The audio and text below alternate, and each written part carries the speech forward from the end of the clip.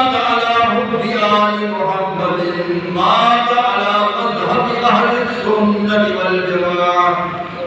هكذا في تفسير كبير امام غزالی رحمہ اللہ تعالی.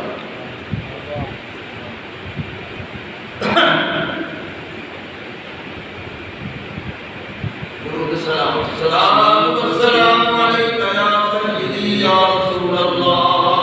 السلام والسلام عليك يا سيدي يا حبيب الله. وعلى آلك وأصحابك يا سيدي يا رسول الله. وعلى آلك يا سيدي يا حبيب الله. سبحان اللہ سبحان اللہ. محترم حضرات گرامی، آج 15 محرم شریف ہے. میں نے گزشتہ جمعہ کیا تھا کہ یہ مہینہ ماہ محرم شریف شہدائے کربلا کی یاد کا مہینہ، ان کا ذکر خیر ہونا ضروری ہے. ان کے ذکر خیر کے بغیر کوئی چارہ چارہ نہیں ہے. اور اہل بیت اطہار سے محبت نبی الانوار سے محبت ہے، اس میں کوئی شک و شبہ نہیں ہے. قرآن مجید فرقان حمید میں سے میں نے متعدد مقامات سے متعدد آیات کریمہ میں نے تلاوت کی. اور امام راضی علامہ فخر الدین راضی رحمۃ اللہ تعالی علیہ کی بیان کرتا مفصل حدیث پاک حب اہل بیت اطہار کے سلسلہ میں وہ میں نے مکمل حدیث شریف کی پیش کی. اس حدیث کو امام فخر الدین راضی رحمۃ اللہ علیہ بھی لائے ہیں اور صاحب نور الابصار فی مناقب اہل بیت النبی المختار وہ بھی اس کو لائے. اس لیے یہ حدیث مستند. قرآن مجید فرقان حمید میں اللہ تعالیٰ نے فرمایا فَلَا تَقُولُوا لِمَنْ يُقْتَلُ فِي سَبِيلِ اللَّهِ أَمْوَاتٌ. بولو اللہ تعالیٰ کے راہ شہید ہو چکے ہیں تو ان کو زبان سے مردہ مت کہو. ان کو زبان سے مردہ کہنا ممنوع ہے کیونکہ وہ زندہ ہے. کیونکہ وہ زندہ ہے. اللہ تعالیٰ فرماتے ہیں یہ سب وہ زندہ ہے لیکن ان کی زندگی جو ہے بلا تشعرون ولکن لا تشعرون، لیکن تم ان کی زندگی کا شعور نہیں رکھتے، تم سمجھ نہیں سکتے کہ کس طرح زندہ ہے. اگر سمجھ نہیں سکتے تو مان تو لو کہ وہ زندہ ہے، تسلیم کرو کہ وہ زندہ ہے. شعور نہیں تو نہیں لیکن تسلیم کر لو کہ وہ زندہ ہے. اب یہ آیت کریمہ بتا رہی ہے کہ شہدائے کرام زندہ ہیں، چاہے شہدائے کربلا ہیں، چاہے شہدائے احد ہیں، چاہے شہدائے بدرین ہیں، چاہے شہدائے جنگ حنین ہیں. جہاں جہاں شہداء شہید ہوئے ہیں تو وہ سارے کے سارے اپنی مزارات میں زندہ جاوید موجود ہیں. اب اس سے ایک مسئلہ میں ثابت کر رہا ہوں کہ جب تمام شہداء زندہ ہیں، ان تمام شہداء کو زندہ کرو تو دو حیثیت سے ان کا مقام ہے. پہلی حیثیت یہ صحابہ کرام ہیں، دوسری حیثیت ان میں جو کربلا میں شریک ہوئے وہ اہل بیت اطہار ہیں. تو دونوں جو ہے ایک کا تعلق رسول اللہ صلی اللہ علیہ وسلم سے غلامی کا ہے کہ کل صحابہ کرام غلامان مصطفیٰ ہیں، شہداء بھی وہ غلامان مصطفیٰ، اہل بیت اطہار وہ محبوبان مصطفیٰ بھی ہیں اور رسول اللہ صلی اللہ علیہ وسلم کی غلامی میں بھی ہیں، اگرچہ سرکار کرم فرما کر آگاہ ہو کر حسنین کریمین کو اپنے پاک کندھوں پر بٹھائیں تو وہ مالک مختار۔ اب مسئلہ یہ ہوا کہ جب غلاموں یعنی شہداء کرام جو غلام ہیں، جب غلاموں کی زندگی برزخی حق ہے تو آقا کریم علیہ السلام کی حیات برزخیہ بے شک حق ہے۔ آقا کریم علیہ السلام کی حیات برزخیہ بے شک حق ہے، کیونکہ سرکار سب سے اعلیٰ ہے۔ آپ کے مقابلے میں شہداء ادنا ہے، جب ادنا کی حیات ثابت ہے تو اعلیٰ کی بطریق اولا حیات ثابت ہے۔ جب ادنا کی حیات ثابت تو اعلیٰ کی حیات طیبہ بطریق اولا ثابت، کیونکہ ان کے صدقے میں ہی تو، ان کی غلامی کے صدقے میں ہی تو ان کو شہادت کا مقام ملا ہے، لہذا جن کے صدقے میں شہادت کا مقام ملا ہے، اگر یہ زندہ ہیں تو جن کے صدقے میں مقام ملا وہ بطریق اولا زندہ، اور ان کی اعلیٰ حیات ہے، ان کی اعلیٰ حیات، ان کی اعلیٰ حیات۔ دوسرے آیت میں اللہ نے فرمایا کہ جو اللہ تعالیٰ کی راہ میں شہید ہو چکے ہیں، ذہن میں ان کو مردہ گمان بھی نہ کرو، اپنے دل و دماغ میں ان کو مردہ گمان نہ کرو، یعنی ذہن میں بھی مردہ گمان نہ کرو، زبان سے بھی مردہ نہ کہو۔ یہ دونوں سے ثابت ہوا کہ ان کی حیات برزخیہ بے شک برحق ہے،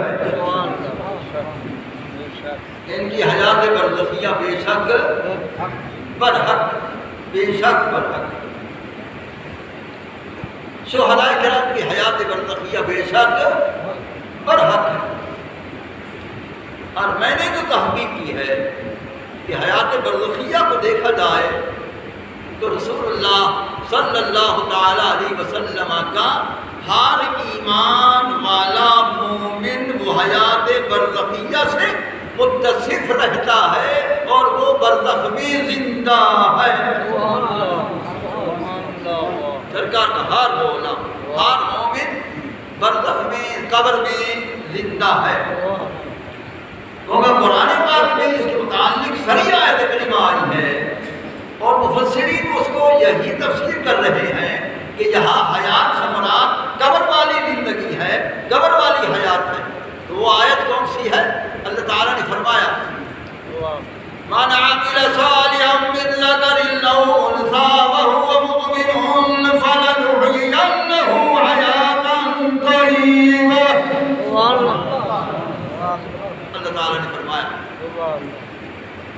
کہ جو نیک عمل ہو، مرد کی جنس سے ہو یا عورت کی جنس سے، کامل الایمان ہو، تو اللہ تعالیٰ فرماتا ہے ہم ایسے کو ضرور قبر میں حیات طیبہ عطا فرماتے ہیں۔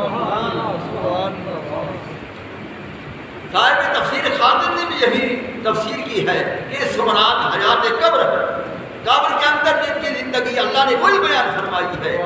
تو معلوم ہوا کہ جو قبر والے ہیں سرکار کے غلام وہ بھی زندہ ہیں، وہ بھی زندہ، اسی میں اولیاء اللہ کی مومنین کاملین وہ بھی زندہ ہیں، اور جو سرکار کے غلام ہیں مومنین وہ سب کے سب قبر میں زندہ، سب قبر میں زندہ ہیں۔ بلکہ ایسے بھی بعض حضرات قبر میں زندہ ہیں جو قبر میں رہتے ہوئے قرآن پڑھتے رہتے ہیں، قبر میں رہتے ہوئے قرآن پڑھتے رہتے۔ امام سیوطی رحمۃ اللہ علیہ نے شرح صدور جو عربی میں ہے اس میں نے پڑھا ہے، تو انہوں نے لکھا ہے کہ ایک قبر جو ہے کھودی جا رہی تھی کسی مومن کی قبر کے لیے، تو ساتھ والی قبر جو تھی وہ اس کے کھودنے سے وہ کھل گئی، تو وہ بندہ کہتا ہے میں نے دیکھا ہے کہ اللہ تعالیٰ کا ایک بندہ بیٹھا ہے فی یدیہ مصحف وہو یقرأ القرآن، وہ اللہ کا بندہ بیٹھا ہے اور قرآن کی تلاوت کر رہا ہے، قرآن کی تلاوت کر رہا ہے، اور اس کے ہاتھ میں قرآن ہے، اس کے ہاتھ میں قرآن ہے اور وہ قرآن کی تلاوت کر رہا ہے۔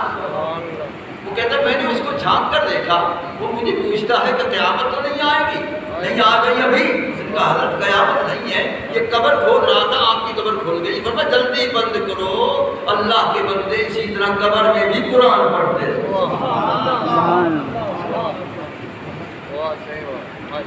وہ قرآن پڑھ رہا ہے۔ میں نے اس واقعے میں غور کیا ہے کہ وہ قرآن کیوں پڑھ رہا ہے؟ وہ اس لیے پڑھ رہا ہے کہ اس کی دنیا کے اندر تلاوت کرنے کی عادت شریفہ تھی، وہ اپنی عادت پوری کر رہا ہے، وہ اپنی عادت شریفہ پوری کر رہا ہے۔ اب رہا کہ جب میت کو دفن کرتے ہیں تو قرآن تو ساتھ نہیں دیتے ہیں، اس کے پاس قرآن کہاں سے آیا؟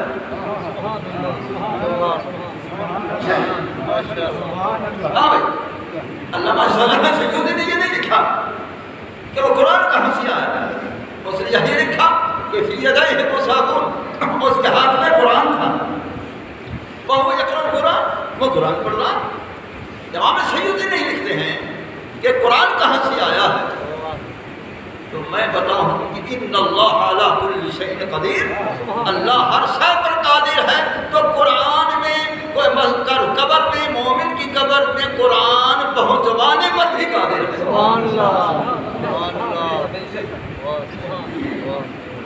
اللہ تعالیٰ نے قرآن اس کے بعد بھیج دیا، جس کے ذریعے بھی بھیج دیا، تو قرآن اگر ساتھ نہیں دیا گیا تھا لیکن وہ بھیجنے والا بھیج چکا ہے، پہنچوانے والا پہنچا چکا ہے، اور اس کے پاس قرآن آ چکا ہے اور وہ قرآن دیکھ دیکھ کے تلاوت کر رہا ہے۔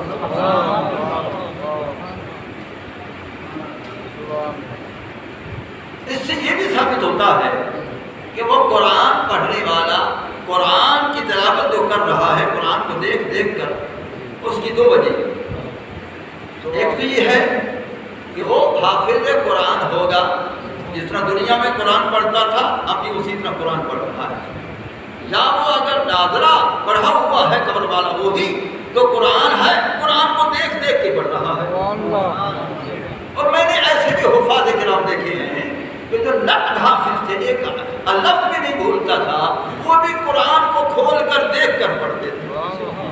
میں نے خود اپنی آنکھوں سے کئی مرتبہ دیکھا والد صاحب رحمۃ اللہ علیہ کو کہ وہ عصر کے بعد سیدھے سو جاتے اور سینے پر قرآن مجید کھول کے وہ تلاوت کرتے رہتے، اکثر بیشتر وہ تلاوت کرتے رہتے۔ میں نے پوچھا کہ حضور آپ تو جدید حفاظ میں سے ہیں، استاد الحفاظ ہیں، آپ کو تو ایک لفظ بھی نہیں بھولتا ہے، یہ قرآن دیکھ کر آپ پڑھ رہے ہیں، مجھے بہترین جواب بتا فرما بیٹا مجھے سب کچھ یاد ہے، اس کے معانی بھی یاد ہے، تفسیر بھی یاد، سب کچھ مجھے یاد ہے، لیکن یاد رکھو قرآن کی قرأت اگر ثواب ہے تو قرآن کی زیارت بھی ثواب ہے۔ حضرت نے مجھے جواب بتا کہ جس طرح قرآن کی تلاوت ثواب ہے، اسی طرح قرآن کی زیارت بھی ثواب ہے۔ سرکار نے فرمایا النظر الی المصحف عبادۃ، کہ قرآن کی زیارت بھی عبادت ہے۔ تو اب وہ بندہ اللہ کا قرآن پڑھ رہا ہے اور وہ قبر میں قرآن پڑھ رہا ہے، اور قرآن پڑھنا دلیل ہے کہ وہ قبر میں زندہ ہے۔ قرآن پڑھنا دلیل ہے کہ وہ قبر میں زندہ ہے۔ تو معلوم ہوا سرکار کے مومن غلام قبر میں زندہ ہوتے ہیں، قبر میں زندہ ہوتے ہیں۔ اب اللہ نے فرمایا کہ من عمل صالحا من ذکر او انثی، کہ جو نیک عمل کرے چاہے وہ مرد کی جنس سے ہو یا عورت، مرد کی جنس سے میں نے یہ واقعہ بیان کر دیا، اب میں عورت کی جنس کا واقعہ بھی بیان کر رہا ہوں۔ سنو بھائی، امام سیوطی رحمۃ اللہ علیہ نے شرح الصدور عربی زبان میں جو ہے اسی میں یہ واقعہ نقل فرمایا ہے کہ ایک اللہ تعالیٰ کی ایک بندی تھی، اس نے ایک کفن چور کی خبر سن کر اس کو بلوایا اور اس کو کہا کہ میں نے سنا ہے تو اچھے اچھے کفن چوری کر لیتا ہے قبر کشائی کر کے، تو میں تمہیں کہتی ہوں کہ میری قبر کشائی مت کرنا، بے پردگی مت کرنا، اور میری قبر کو نہ کھولنا، اور میرے ساتھ وعدہ کر، اگر کچھ تم نے مال دولت لینا ہو تو پھر وہ بتا، تو ورنہ میری قبر کشائی نہ کر۔ اس نے کہا بی بی صاحبہ میں وعدہ کرتا ہوں کہ آپ کی قبر کشائی نہیں کروں۔ وقت چلتا رہا، بی بی صاحب زندہ رہی، جب تک نہیں، آخر وقت وصال ان کا آ گیا، اعلان ہوا تو فلاں بی بی صاحبہ تو وصال ہو گیا ہے، فلاں وقت میں فلاں جگہ نماز جنازہ، لوگ جمع ہو گئے نماز جنازہ کے لیے۔ وہ کفن چور جو تھا اس نے بھی خبر سنی، وہ بھی نماز جنازہ میں شریک ہو گیا، نماز جنازہ پڑھنے میں وہ بھی آ گیا، شریک ہو گیا۔ اب نماز جنازہ ہو گئی بی بی صاحب کی، اور ان کو قبر میں لے گئے ادھر قبرستان میں، وہ بھی ساتھ چلا گیا۔ جب قبر کھودی گئی اور قبر تیار ہو گئی تو بی بی صاحبہ کو وارث نے اس میں دفن کیا، اور وہ دیکھتا رہا۔ تدفین ہو گئی، دعا کر کے سب واپس آ گئے۔ تو آدھی رات کو اس کو خیال آیا کہ بی بی صاحبہ سے تو دنیا میں وعدہ کیا تھا، اب تو وہ وصال کر چکی ہیں، فوت ہو گئی ہیں، انتقال کر چکی ہیں، تو اب وعدہ کس کا؟ وہ تو دنیا میں وعدہ کیا تھا، وہاں رہ گیا، چلو وہاں چلو۔ وہ آدھی رات کو قبرستان میں آ گیا اور اسی بی بی صاحبہ کی قبر کشائی کی۔ جب اس کی قبر کھولی اور اس کے کفن کو چرانے کے لیے ہاتھ لگایا تو بی بی صاحبہ اس کو ہاتھ پکڑ کر کہتی ہے راجل مغفور یاخذ کفن مغفورۃ، اے بخشا ہوا تو بخشی ہوئی عورت کے ساتھ وعدہ کر کے میری کفن چوری کر رہا۔ وہ بی بی صاحبہ کہہ رہی کہ اے بخشا ہوا، اے جنتی، تو میں مجھ بخشی ہوئی جنتیہ کہ کفن چوری کرنے کے لیے آیا، تو وعدہ بھی کر چکا، وعدہ خلاف بھی کر رہا۔ اب وہ کہتا ہے کہ بی بی صاحبہ پہلے یہ بتائیں کہ میں بخشا ہوا کیسے ہوں؟ میں تو بہت مجرم گناہگار، کئی کفن چوری کی میں نے، کئی قبر کشائیاں میں کر چکا ہوں، تو میں کیسے نیک صالح بن چکا ہوں اور جنتی بن چکا ہوں، بہشتی بن چکا ہوں، بخشا گیا ہوں کیسے؟ اب بی بی صاحبہ کیا فرما رہی ہیں؟ ایسے نیک بندے، اللہ تعالیٰ کی بندیاں ایسی تھیں۔ بی بی صاحبہ فرما رہی ہیں اللہ کے بندے، جب میں فوت ہو رہی تھی مجھے آثار وفات نظر آ گئے، میں نے اللہ تعالیٰ کی بارگاہ میں عرض کی اے مولا مجھے بھی بخش دینا، اور جو جو میرے جنازے میں آئے ان کو بھی بخش دے، جو میرے جنازے میں آئے ان کو بھی بخش دینا۔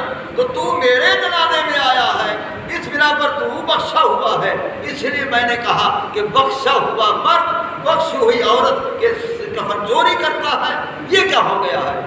تو پھر وہ کہتا ہے اللہ کی بندی گواہ ہو جا، آج کے بعد میری ہر کفن چوری سے بھی توبہ، گزشتہ گناہوں سے توبہ، آئندہ بھی توبہ، میں پکا سچا اب میں توبہ کرنے والا ہو چکا ہوں، اللہ مجھے معاف کر دے، آپ بھی مجھے معاف کر دے، میں واپس جا رہا ہوں۔ اب بتائیں کہ وہ مئی صاحبہ جن سے عورت سے وہ زندہ تھی کہ نہیں؟ وہ زندہ تھی، اور ان کو فرما رہی ہے کہ تو بخشا ہوا ہے، بخشی ہوئی عورت کے ساتھ یہ وعدہ خلافی اور کفر چوری۔ تو معلوم ہوا اللہ تعالیٰ کی نیک بندیاں بھی، سرکار کی خادمہ بھی قبروں میں زندہ ہیں۔ اللہ تعالیٰ کی نیک بندیاں بھی قبروں میں زندہ ہیں۔ تو جب رسول اللہ صلی اللہ تعالیٰ علیہ وسلم کے یہ غلام زندہ ہیں تو اولیاء اللہ بطریق اولا زندہ ہیں، شہداء کرام کی نصوص قطعیہ سے بطریق اولا زندہ ہیں، سید العالمین صلی اللہ تعالیٰ علیہ وسلم بطریق اولا اعلیٰ مرتبہ و شان کے لحاظ سے سرکار سب سے زیادہ بطریق اولا زندہ جاوید ہیں، سب کی حیات ایک طرف، میرے مصطفیٰ کی حیات ایک طرف، سبحان اللہ، سبحان اللہ، صلی اللہ تعالیٰ علیہ وسلم۔ ابھی بھی میں نے تھوڑے لفظ استعمال کیے. ان سب کی حیات ایک طرف، رسول اللہ صلی اللہ علیہ وسلم کی حیات ایک طرف. اصل جو لفظ قسطلانی ہے اس نے کمال کر دیا. امام قسطلانی شارح بخاری رحمۃ اللہ علیہ نے فرمایا یہ تو عام لوگ ہیں، یہ تو عام لوگ ہیں جس کا تم ذکر کر رہے ہو کہ ان کی سب کی حیات ایک طرف، رسول اللہ کی حیات ایک طرف. وہ لکھتا ہے وحیات نبی جناب صلی اللہ تعالی علیہ وسلم افضل و اکمل و اتم من سائر حیاتہ. امام قسطلانی شارح بخاری رحمۃ اللہ علیہ فرماتے ہیں کہ اے بندہ خدا بیان کر دے کہ سارے انبیاء، سارے نبیوں کی زندگی برزخی ایک طرف، میرے مصطفیٰ کی حیات طیبہ، میرے مصطفیٰ کریم کی حیات ان سے اکمل بھی ہے اور ان سے اعلیٰ بھی ہے، ان سے علی وجہ الاتم سب سے زیادہ مکمل اکمل بھی ہے. تو سب انبیاء حیات ہیں، ان کی حیات ایک طرف، میرے مصطفیٰ علیہ السلام کی حیات طیبہ ایک طرف ہے. سبحان اللہ سبحان اللہ. تو قصہ مختصر کہ کوفیوں نے حضرت امام عالی مقام علیہ السلام، میں نے کیا کہا ہے؟ حضرت امام عالی مقام علیہ السلام. لوگ کہتے ہیں رضی اللہ تعالیٰ عنہ اپنے مقام پر صحیح. تو میں نے کہا امام عالی مقام علیہ السلام. اب بعض لوگ کہتے ہیں کہ علیہ السلام تو نبیوں کے لیے ہے، موسیٰ علیہ السلام، عیسیٰ علیہ السلام، حضرت ابراہیم علیہ السلام، حضرت آدم علیہ السلام. اللہ حاضر کیا وہ تو انبیاء علیہ السلام کے لیے علیہ السلام کا لفظ ہے. تو تم نے یہ کیسے استعمال کر دیا اہل بیت اطہار پر، امام علی مقام پر؟ سنو میں جو بات کرتا ہوں اس کا میرے پاس ثبوت ہوتا ہے. سبحان اللہ سبحان اللہ. مجھے کسی کے سننے کی ضرورت نہیں. اللہ نے مجھے جو کچھ دیا ہے اس کی نعمت عظیمہ. سنو، امام فخر الدین رازی وہ بہت بڑا محقق ہے، بڑا امام المفسرین ہے.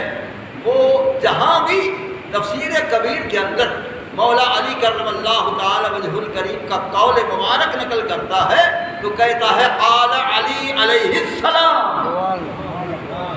قال علی علیہ السلام، حضرت علی علیہ السلام نے فرمایا.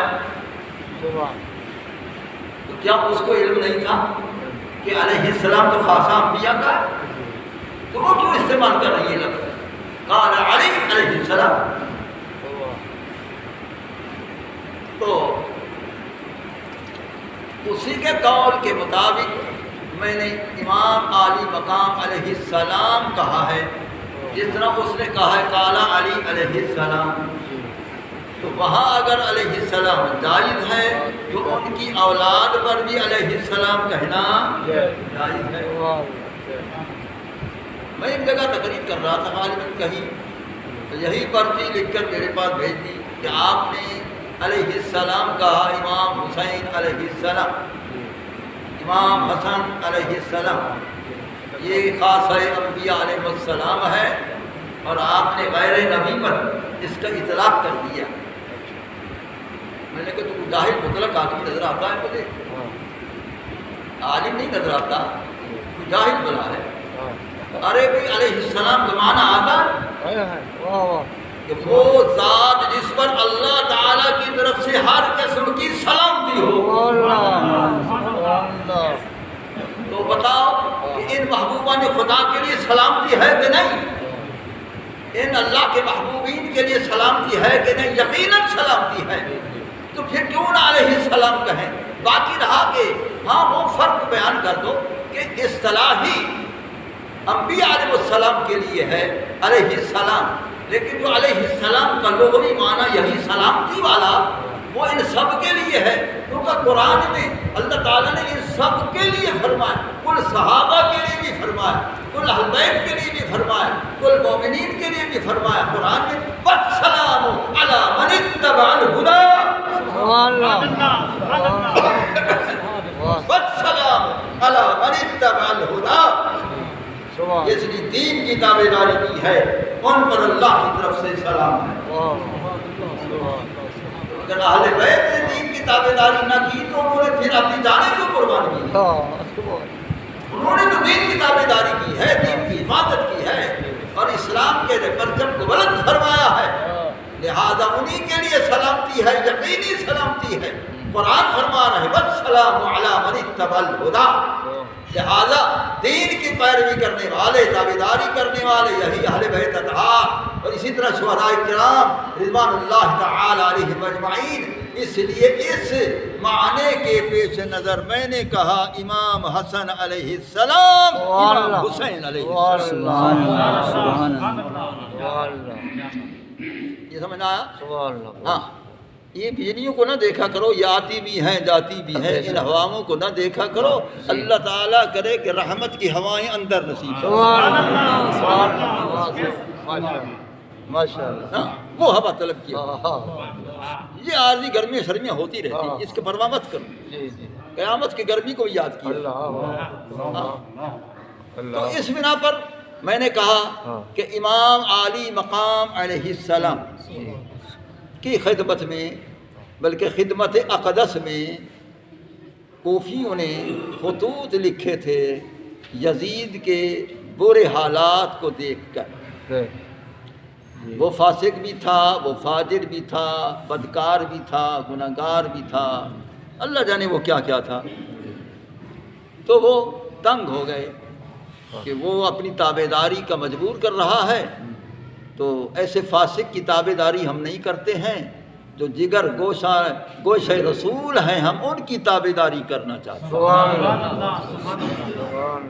انہوں نے خط لکھے امام علی مقام کی خدمت اقدس میں کہ حضور آپ جلدی تشریف لائیں، ہم اتنا کثیر تعداد میں آپ کی زیارت کے بھی منتظر ہیں، آپ کے ہاتھ مبارک پر بیعت کرنے کے لیے بھی حاضر ہیں۔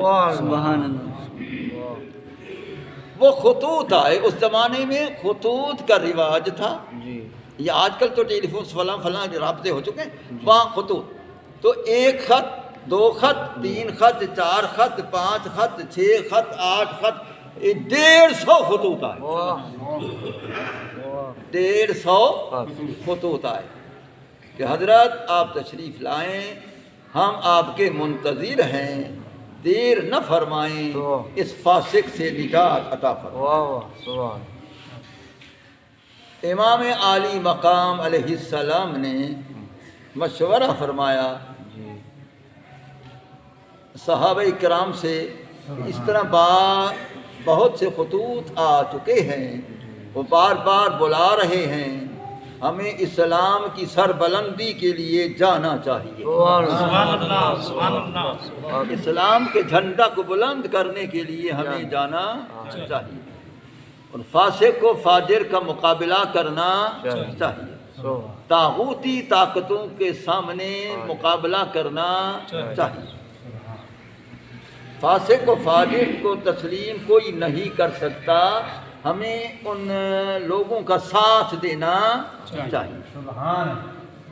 صحابہ کرام رضوان اللہ تعالی علیہم اجمعین میں سے بعض نے یہ مشورہ پیش کیا کہ حضور نہ جائیں، کیونکہ وہ کوفی لایوفی ہیں، آپ کے والد گرامی سے انہوں نے کیا سلوک کیا تھا، آخر وہ شہید ہو گئے، تو ان کے اندر کوئی وفا نہیں، آپ تشریف نہ لے جائیں۔ بعد صحابہ کرام نے یہ مشورہ دیا، اور ادھر سے بار بار خطوط آ رہے تھے، مشورہ لینے تک تو مشورہ لے لیا کہ اللہ کا حکم ہے، سرکار کو بھی وشاورہم فی الامر، پیارے آپ اپنے غلام صحابہ سے مشورہ لے لیا کریں تاکہ ان کی حوصلہ افزائی بھی ہو جائے کہ ہم سے سرکار مالک ہو کر غلاموں سے مشورہ لے۔ لیکن ساتھ ہی اللہ نے فرمایا ہے فَإِذَا عَزَمْتَ فَتَوَكَّلْ عَلَى اللَّهِ، پیارے ان سے مشورہ لے لینا، لیکن جب تو اپنے ارادے میں پکا ہو جائے، اللہ پر بھروسہ کر کے پھر کام شروع کر دو، اللہ کامیابی دے گا۔ اسی طرح آپ نے مشورہ لے لیا لیکن آپ کا ارادہ پکا ہو گیا تو مجھے جانا ضرور ہے، جانا ضرور ہے۔ اس کی 3 وجوہ مجھے نظر آئی ہیں کہ انہوں نے کیوں پکا ارادہ کیا تھا جانے کا، جبکہ وہ صحابہ روک رہے ہیں۔ نمبر 1، سب سے پہلا کہ نوشتہ تقدیر اسی طرح تھا، جو تقدیر میں خدا نے لکھ دیا تھا وہ اسی طرح تھا کہ ان کنبہ رسول نے جانا بھی ہے، قربان ہو جانا بھی ہے، اسلام کے راہ پر قربان بھی ہو جانا ہے۔ اس لیے نوشتہ تقدیر تھا، اور امام عالی مقام کی نگاہ دھرتی پر نہ تھی، تقدیر الہی پر تھی، اور وہ لوح محفوظ کو دیکھ رہے تھے۔ اب کوئی کہے کہ کیا ثبوت ہے کہ وہ لوح محفوظ کو دیکھ رہے تھے؟ جب امام حسن کی اولاد میں سے حضرت غوث پاک رضی اللہ تعالی عنہ ہیں، وہ فرماتے ہیں کہ عینی فی اللوح المحفوظ، فرما ہر وقت میری نگاہ لوح محفوظ پر لگی رہتی ہے۔ اگر غوث پاک ہر وقت لوح محفوظ کو دیکھ رہا ہے تو کیا حسین نے نہیں دیکھا؟ میری بات سمجھ آ رہی ہے؟ ہاں بتاؤ بھائی، عینی فی اللوح المحفوظ۔ حضور سرکار بغداد رضی اللہ تعالیٰ عنہ نے فرمایا میری آنکھ لوح محفوظ پر ہوتی ہے، جو ادھر سے کہتا ہوں پہلے ادھر سے دیکھ لیتا ہوں۔ مولانا اعظم صاحب سبحان اللہ، جو ادھر سے فرماتا ہوں وہ ادھر پہلے دیکھ لیتا ہوں۔ تو حضور سرکار بغداد رضی اللہ تعالیٰ عنہ تو امام حسن علیہ السلام کی اولاد میں سے، لیکن وہ تو اصل حضرت امام عالی مقام جو مظہر رسول پاک، آئینہ رسول پاک، آئینہ رسول پاک، اور ان کی نگاہ میں تاثیر نگاہ محمدی کی تھی، ان کی نگاہ میں تاثیر نگاہ محمدی کی صلی اللہ علیہ وسلم۔ اس بنا پر وہ نوشتہ تقدیر تھا کہ کنبہ نے جانا ہے اور ضرور جانا ہے، اس لیے آپ نے عزم بالجزم فرمایا کہ نانا کریم کے دین کو بچانے کے لیے مجھے جانا ضرور ہے۔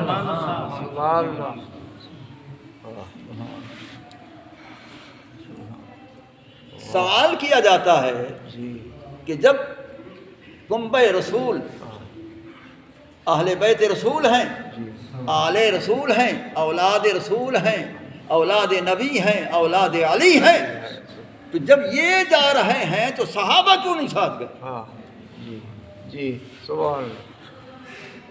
یہ سوال پیدا ہوتا ہے کہ جب صحابہ کرام رضوان اللہ تعالی علیہم اجمعین ان کا شان جانتے تھے، ان کا مقام جانتے تھے، ان کو اکیلا کیوں روانہ کر دیا؟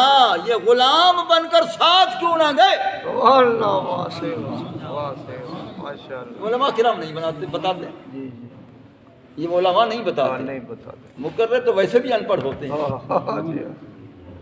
اس دور کے مقرر ان پڑھ، ایسا ہے نا بولا؟ ایسا ہے کہ نہیں؟ اکثر ایسا تو علماء بھی نہیں بتاتے ہیں کہ وہ بتانا چاہیے۔ ایک پیر اگر روانہ ہو تو کتنے مرید ساتھ ہو جاتے ہیں، ایسا ہے کہ نہیں؟ اگر ایک پیر کوٹ میں رہن شریف جا رہے ہیں تو وہ مرید ساتھ جاتے ہیں، ہماری سعادت ہوگی کہ حضرت کے ساتھ حاضری دیں۔ اگر پیر جائے تو مرید ساتھ جائیں، تو حسین کریم کا کنبہ جائے صحابہ نہ جائیں، یہ کیا ہو گیا؟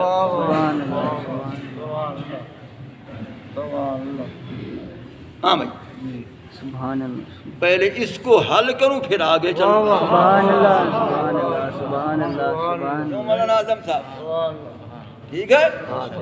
یہ باتیں بھائی کیوں نہیں بتاتے؟ بتاؤ، یہ پیسہ لیتے 50,000 دے دو، 80,000 دے دو، پیسے تو اتنی لے جاتے ہو، علم بھی ہے تمہارے اندر۔ سنو بھائی، صحابہ کرام رضوان اللہ تعالی علیہم اجمعین اس لیے نہ گئے کہ وہ بھی پاک نگاہوں والے تھے، وہ بھی تربیت رسول لی ہوئی تھی، ان کو بھی نظر آ رہا تھا لوح محفوظ پر لکھا ہوا کہ وہاں لکھا ہوا ہے کہ کنبہ رسول نے اکیلا جانا۔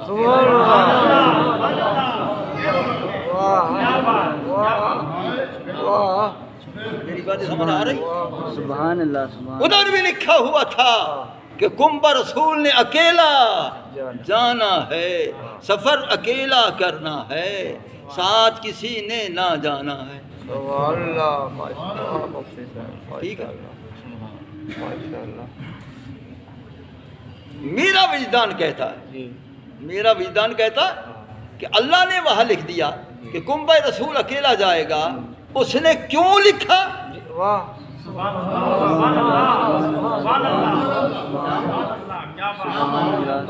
ہاں بھائی میری باتیں سمجھ آ رہی ہیں؟ کیوں مولانا اعظم صاحب یہ علماء کیوں نہیں بتاتے ہیں بھائی؟ میں نے ان لوگوں سے نہیں سنا، آپ نے سنا ہو مجھے بتا دو۔ ہاں سنو بھائی، اللہ تعالیٰ نے کیوں لکھا کہ کنبہ رسول اکیلا جائے گا؟ فقط اس لیے کہ مقدس با طہارت طاہرہ مطہرہ پاک بیویاں ساتھ تھیں، کسی کی نگاہ ان کے دوپٹے پر بھی نہ پڑے، اس کے پردے کی چادر پر بھی نہ پڑے۔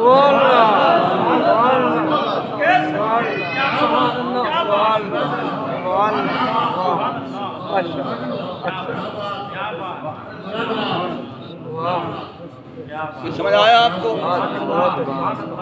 جواب پسند آیا ہے؟ سبحان اللہ سبحان اللہ سبحان اللہ سبحان اللہ اللہ۔ اس لیے صحابہ کرام ساتھ نہیں جا سکتے تھے، اللہ نے کسی کو ساتھ جانے نہیں، کسی کو ساتھ جانے نہیں۔ ہاں یہ امام عالی مقام نے یہ قبول فرما لیا، ایک مشورہ کہ بعض نے عرض کیا تھا کہ حضور پہلے ابتداً خود تشریف نہ لے جائیں، اپنے کنبہ میں سے کسی کو معین فرما کر پہلے اس کو اپنا قائم مقام بنا کر بھیجیں، دیکھیں کہ ان کے ساتھ کیا سلوک ہوتا ہے، جو ان کے ساتھ اچھا سلوک ہے وہ آپ کو اطلاع کرے، پھر تشریف لے جائیں۔ سبحان اللہ۔ ٹھیک ہے۔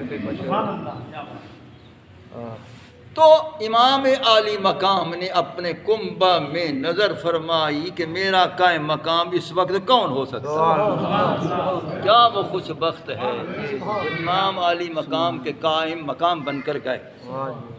ٹھیک ہے؟ ٹھیک ہے۔ وہ کون ہے؟ وہ مسلم بن عقیل، سبحان اللہ حضرت مسلم بن عقیل امام عالی مقام کے چچزاد بھائی مسلم بن عقیل۔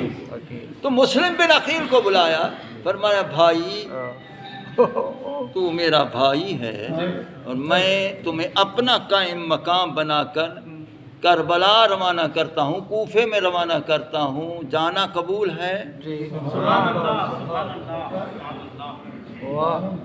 سچی بات تو یہ ہے کہ امام مسلم رضی اللہ تعالیٰ عنہ کے اندر جو حب حسین پاک تھی وہ تقاضا نہ کرتی تھی کہ امام علی مقام کو چھوڑ کر وہ جائیں، لیکن ادھر ہے حب حسین اور ادھر ہے حکم حسین۔ اعظم سب سمجھ، یہ باتیں بتانا ضروری ہیں، مولوی لوگ نہیں بتاتے، نہیں بتاتے۔ ہاں سنو بھائی، تو حضرت امام مسلم بن عقیل کو فرمایا کہ آپ میرے قائم مقام ہو کر آپ تشریف لے جائیں، جو وہاں آپ سے بیعت کرے گا وہ مجھ سے بیعت کرے گا، جو آپ سے بیعت کرے گا وہ مجھ سے بیعت کرے گا، جو آپ کے پیچھے نماز پڑھے گا وہ میرے پیچھے نماز پڑھے گا۔ یہ سمجھ آتا؟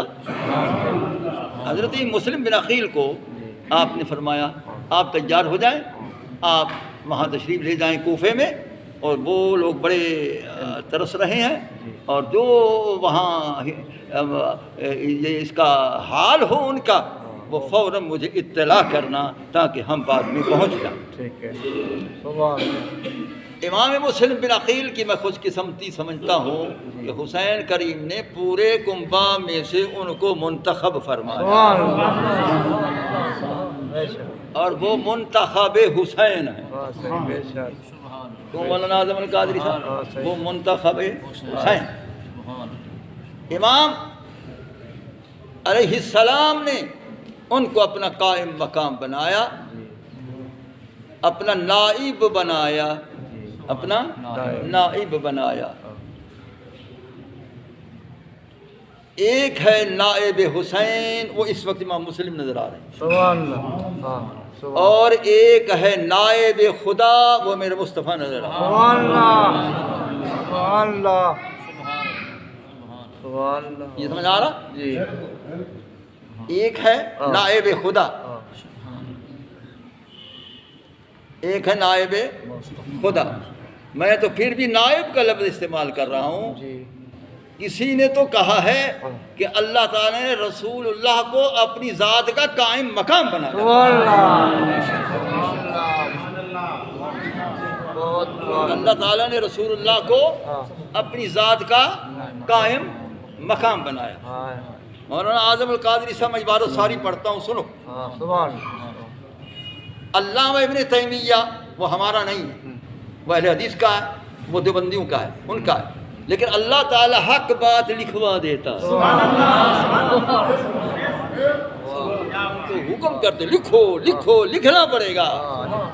لکھنا اس نے خود لکھا ہے جی، الصارم المسرور علی شاتم الرسول اپنی کتاب میں، جی، کیا لکھتا ہے؟ اقامہ اللہ تعالی مقام نفسہ فی امرہ و نہیہ و وعدہ و وعیدہ۔ اللہ تعالیٰ نے اپنے حبیب علیہ السلام کو اپنی ذات کا قائم مقام بنایا، کس میں؟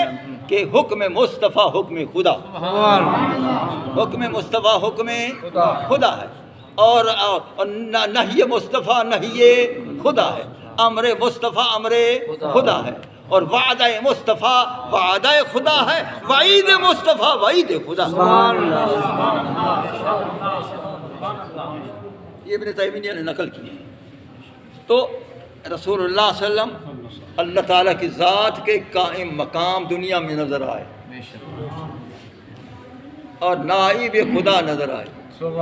اگر کوئی مجھ پر سوال کرے کہ نائب تو قرآن میں حضرت آدم علیہ السلام کے متعلق ہے، سبحان اللہ، انی جاعل فی الارض خلیفہ، جی جی، کہ ہم زمین میں اپنا نائب بنانے والے ہیں، وہ بن گئے، تو لہٰذا نائب خدا تو حضرت آدم علیہ السلام ہیں، تم نے سرکار کو نائب خدا بنا دیا۔ سنو بھائی، نائب دو قسم ہے، سبحان نائب دو قسم ہے۔ سبحان، ایک ہے نائب اپنے مقام کے مطابق جو اللہ نے اس کو عطا کیا تھا، اور ایک ہے وہ نائب جس طرح کے صاحب تفسیر روح المعانی نے نقل کیا کہ انہو صلی اللہ تعالی علیہ وسلم خلیفۃ اللہ الاعظم، سبحان اللہ، سبحان اللہ، ہاں، کہ نبی اکرم نور مجسم صلی اللہ تعالی علیہ وسلم اللہ تعالیٰ کے خلیفہ اعظم ہیں، آدم فقط خلیفہ ہے، میرے محبوب خلیفۃ اللہ الاعظم۔ سبحان اللہ، واہ، دیکھا واہ، بڑی بات، بڑی، دیکھا اے نائب۔ اب میں نے ثابت کر دیا کہ رسول اللہ صلی اللہ علیہ وسلم اللہ تعالیٰ کے قائم مقام اور نائب اور خلیفۃ اللہ الاعظم، سبحان اللہ، ٹھیک ہے۔ جی، اب میں بتاتا ہوں کہ خلیفۃ اللہ کس کو کہتے ہیں، سبحان اللہ، واہ، ماشاء اللہ، خلیفۃ اللہ کس کو کہتے ہیں۔ خلیفۃ اللہ کا مفہوم جی، صاحب روح البیان علامہ اسماعیل حقی رحمۃ اللہ تعالی علیہ نے بیان فرمایا ہے کہ خلیفۃ اللہ کون ہوتا ہے؟ فرماتے ہیں کہ کلامہ کلام الحق و ارادتہ ارادت الحق و قدرتہ قدرت الحق و نطقہ نطق الحق و فعلہ فعل الحق. سبحان اللہ سبحان اللہ. وہ کہتا کہ جس کا بولنا خدا کا بولنا، جس کا کام کرنا خدا کا کام کرنا، جس کا کلام کرنا خدا کا کلام کرنا، جس کا ارادہ ہو وہ خدا کا ارادہ ہو، اور جس کی قدرت خدا کی قدرت ہو یہ خلیفۃ اللہ.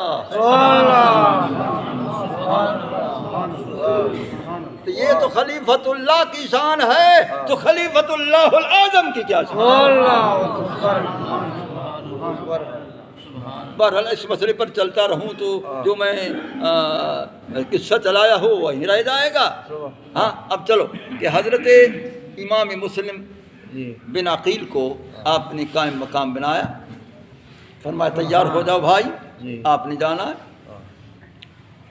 انہوں نے جب تیاری کی تو ان کے جو صاحبزادے تھے دو، انہوں نے کہا ابا جان ہم نے تو آپ کو اکیلا نہیں بھیجنا، ہم بھی ساتھ جانا ہے. ان کے دو صاحبزادوں کا نام حضرت ابراہیم ابن مسلم اور حضرت محمد ابن مسلم رضی اللہ تعالی عنہما، تو وہ بھی ساتھ تیار ہو گئے. میں کہتا ہوں کہ بچوں نے ضرور کہا ہوگا کہ مجھے ہمیں ساتھ لے لو ابا جان، ہم آپ کو اکیلا نہیں چھوڑ سکتے، ہم ساتھ جائیں گے. یہ ضرور ہے کہ انہوں نے یہ فرمایا ہوگا، لیکن یہ بھی ضرور ہے کہ ادھر بھی اسی طرح لکھا ہوگا، ادھر بھی اسی طرح لکھا ہوگا کہ مسلم نے اکیلا نہیں جانا ہے، دو چھوٹے بچوں نے بھی ساتھ جانا ہے. یہ سمجھا؟ تو امام مسلم وہ اپنے بچوں سمیت تیار ہو گئے، لیکن باہر گئے پھر واپس آ گئے. فرمایا مسلم پھر کیوں واپس آ گئے؟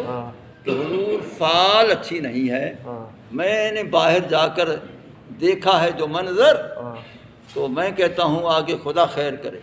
فرمایا منظر تم نے دیکھا ہے جو بھی دیکھا ہے، لیکن جو اس نے لکھا ہے وہ ہو کے رہے.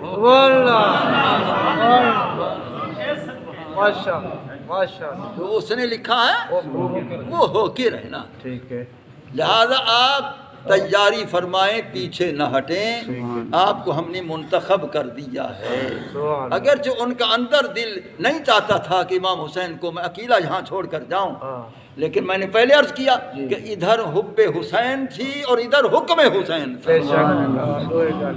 اس بنا پر امام مسلم تیار ہو گئے، اور ان کے دو چھوٹے بیٹے حضرت ابراہیم بن مسلم، حضرت محمد بن مسلم، وہ بھی ساتھ تیار ہو گئے.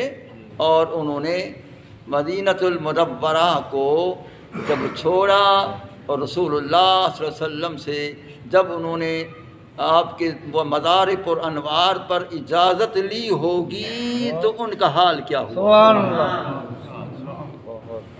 ان چھوٹے بچوں نے بھی کیوں کیا ہو؟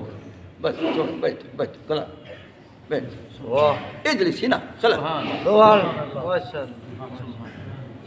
تو پھر امام مسلم جس وقت روض پاک کی رسول اللہ صلی اللہ علیہ وسلم کی بارگاہ اقدس میں حاضر ہوئے ہوں گے تو عرض کی ہوگی کہ اے رسول کریم صلی اللہ علیہ وسلم آپ کا ہم کنبہ ہیں، میں اپنے دو بچوں کو لے کر حکم حسین کی تعمیل کے لیے کوفے جا رہا ہوں، تو مجھے اجازت فرمائیں.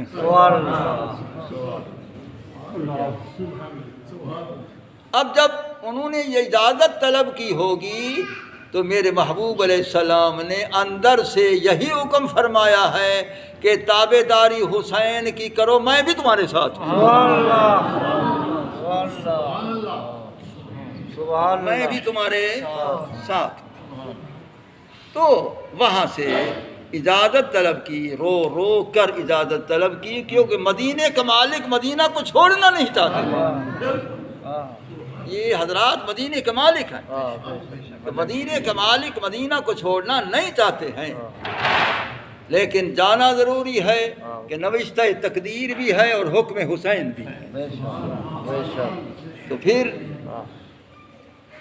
جنت البقیع میں گئے، جی حضرت سیدہ فاطمہ الزہرا رضی اللہ تعالی عنہا کی مزار پر انوار کے پاس وہاں اجازت طلب کی، تو میرا وجدان یقین کرتا ہے کہ بی بی صاحبہ علیہ السلامہ نے بھی یہی فرمایا ہوگا کہ آپ چلو ہم بھی آپ کے ساتھ ہیں۔ سبحان اللہ بے شک بے شک تو یہ اجازت اس طرح ہوئی، اور اجازت ہمیشہ زندہ سے لی جاتی ہے۔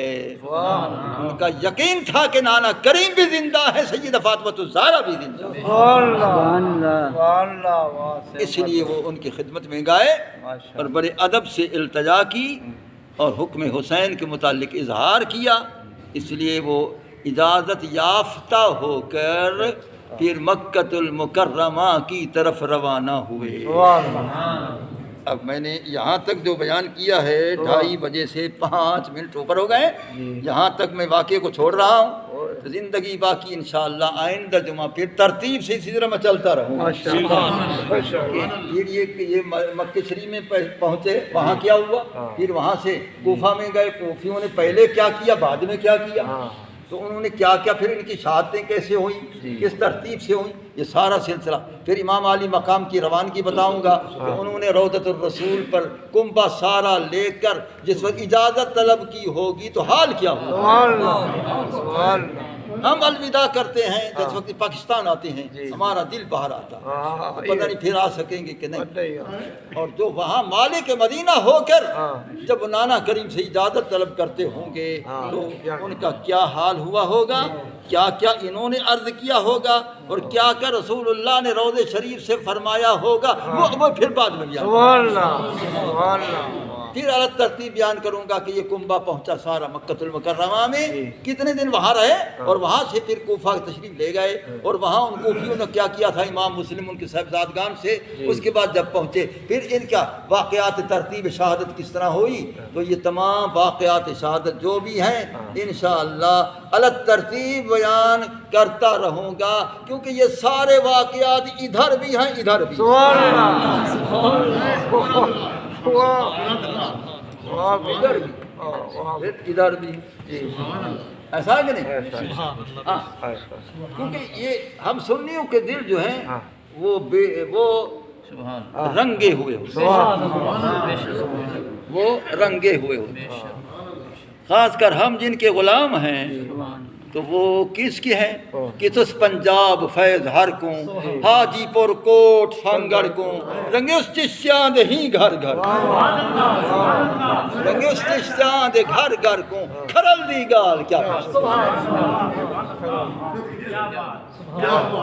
بتایا کہ تو پنجاب فیض ہر کو، قبل عالم کی بات ہے، رنگے اس پنجاب کہ تو پنجاب فیض ہر کو حاجی پور کوٹ سنگڑ کو رنگے اس چشتیاں دے گھر گھر کو کھرل دی گال کیا مصطفیٰ راز خدا دی گال کیا پوچھ دی تھیا حق نال ہک حق دی حقیقت حال کیا پوچھ دی خدائی این دی جاگیرے این دی تدبیر تقدیرے اشارے کر کے چند چیرے ہے قدرت نال کیا پوچھ خدائی این دی جاگیرے این دی تدبیر تقدیرے وہ اشارے کر کے چند چیرے ہے قدرت نال کیا پوچھ وہ اتھا خود عبد سڑویں دے اتھا حق نال مل ویں دے وہ دماغیں کو چکر دیں دے ہے الٹی چال کیا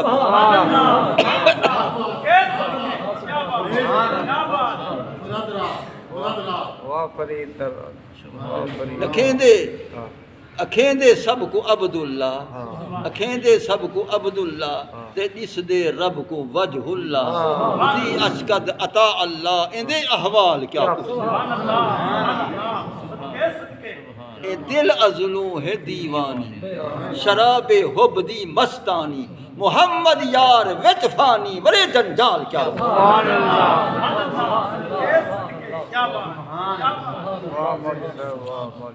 بہرحال میں نے یہ ابتدا کر دی ہے، انشاءاللہ تعالی زندگی بخیر تو ہر جمعہ ان پاک نفوس قدسیہ کا ذکر خیر ہوتا رہے. آمین آمین آمین. اللہم احینا علی محبتک وعلی محبت حبیبک وعلی محبت اہل بیت حبیبک. اللہم امیتنا علی محبتک وعلی محبت حبیبک وعلی محبت اہل بیت حبیبک. تقبل منا انک انت السمیع العلیم وتب علینا انک انت التواب الرحیم بحرمت سید المرسلین صلی اللہ تعالی علی خیر خلقہ سیدنا مولانا محمد وعلی آلہ وصحابہ اجمعین برحمتک یا ارحم.